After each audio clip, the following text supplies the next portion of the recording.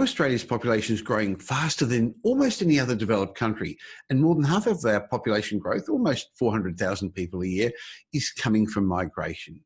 And while we need to keep our immigration levels up, to keep greasing the wheels of industry, to keep our economy growing, in part replacing retiring baby boomers, there are many people against our migration policies. One of their arguments is it's clogging our already full cities and pushing up property prices in our big capital cities. Recently, the Australian government has launched a new visa scheme aimed at luring more migrants to rural areas. But will this work? Do migrants really want to live in regional Australia, and will they stay there? To answer these questions, let's have a chat with Australia's leading housing economist, Dr. Andrew Wilson, Chief Economist of myhousingmarket.com.au. Welcome, Andrew. Thanks, Michael. Yes. Well, recently there's been 2 new regional visas that came into effect, and it opened the door for skilled migrants to obtain permanent residence and eventually citizenship in Australia. Now, to qualify for these new visas, you've got to commit to living and working in regional areas. But interestingly, when I read about them, it was open to a whole lot of occupations. You can be a real estate agent, a journalist, an accountant, a paramedic, a filmmaker, a historian, all sorts of things to be able to apply for this visa. And the term regional is actually very broad. It means anywhere other than Melbourne, Sydney and Brisbane.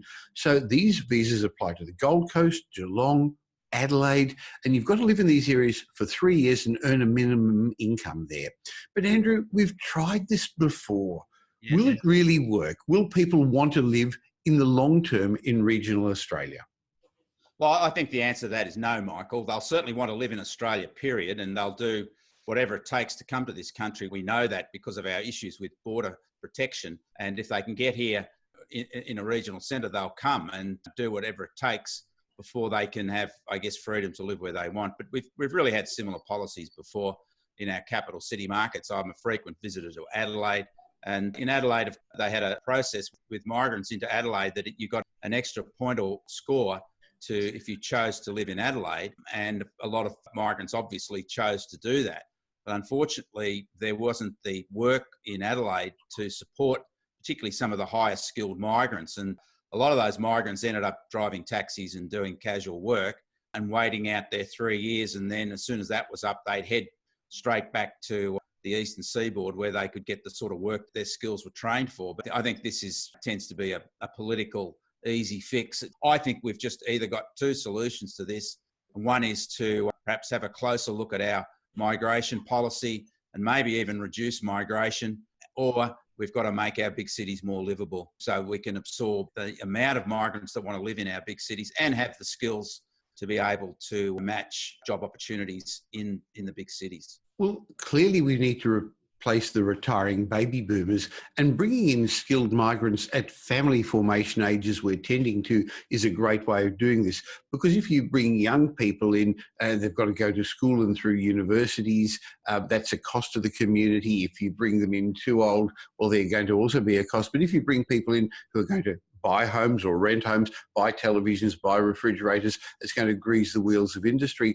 But they also need jobs, and the big jobs are not really being created in the regional parts of Australia. And even if we talk about the other towns like Adelaide and Perth, as you said, that's not where they want to be, A, because of the jobs that their skills allow them to do, but also they want to be with other members of their community, yes. Don't they, Andrew?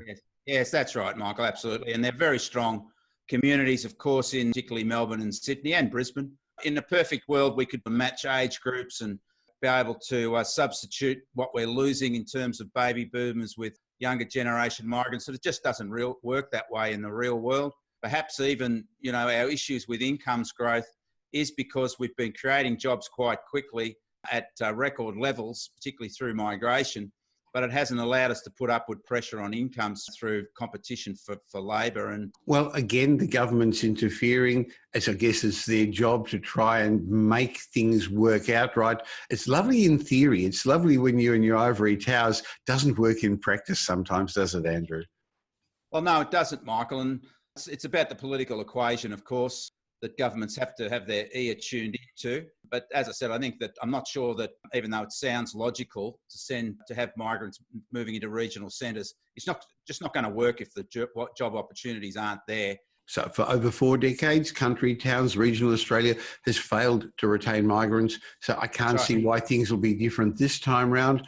But let's see how the policy transpires. It'll be interesting to keep an eye on it as we have our regular weekly Property Insiders chats. Thanks for your time once again, Andrew. Thank you, Michael.